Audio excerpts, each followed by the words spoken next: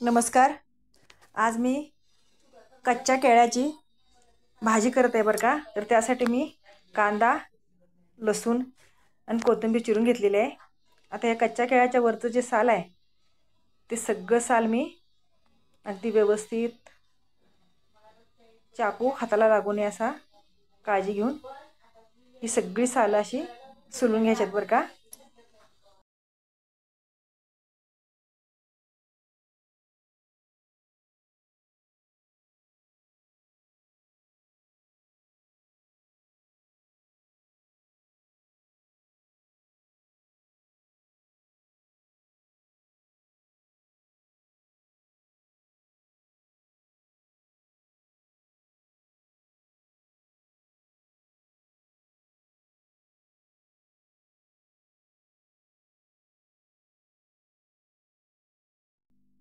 असं हे केळाचं जे हिरवा भाग आहे तो अगदी व्यवस्थित काढून घ्यायचा बरं का.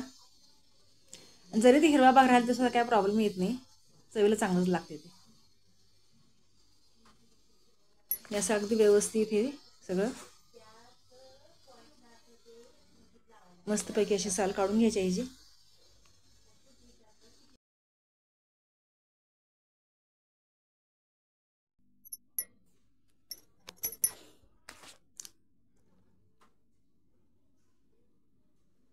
आता ही अशी 4 केळं मी सोलून घेतलेली आहेत आणि त्यासोबत अर्धा कांदा, 2-3 लसणाच्या कुड्या बारीक करून घेतल्यात बरं का मी.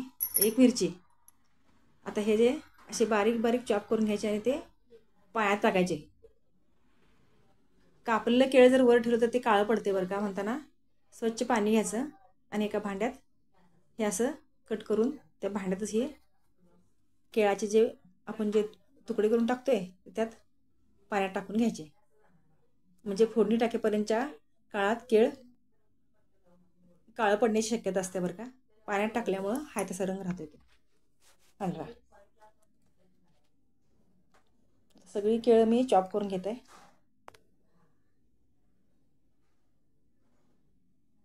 एकदम शिजायला पण एकदम सोपं आणि खायला पण टेस्टी असा हा पदार्थ तयार होते बरं का.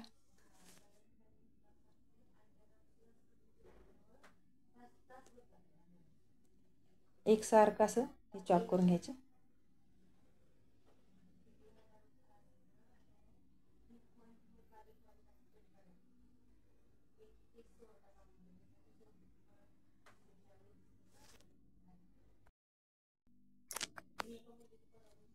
आता हा केळ्याचा छिलका आहे बरं का वरचा आणि हे चॉप केलेलं केळ.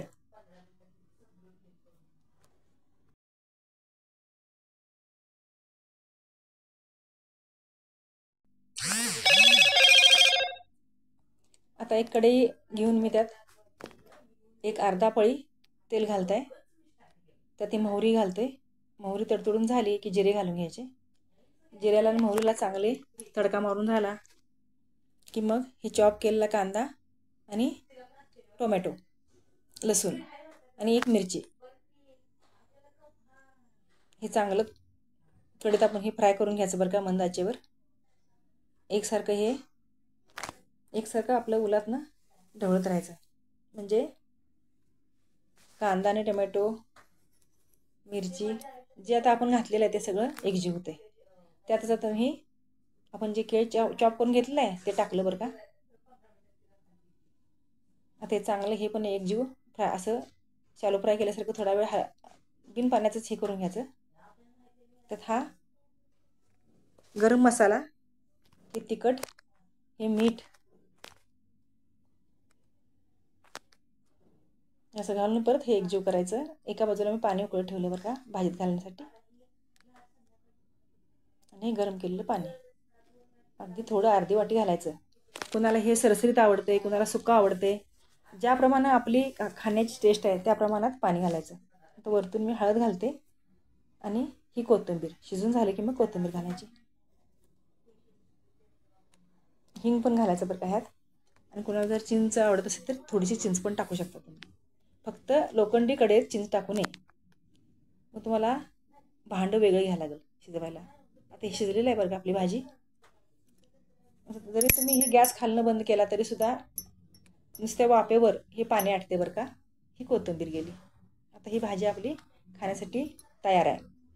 एकदा ही भाजी माझ्या पद्धतीनं करून माझ्या चॅनलला जास्तीत जास्त लोकांपर्यंत शेअर करा, लाईक करा आणि सबस्क्राईब करा. धन्यवाद. आणि कमेंट बॉक्समध्ये तुम्ही तुमची मतं मांडू शकता.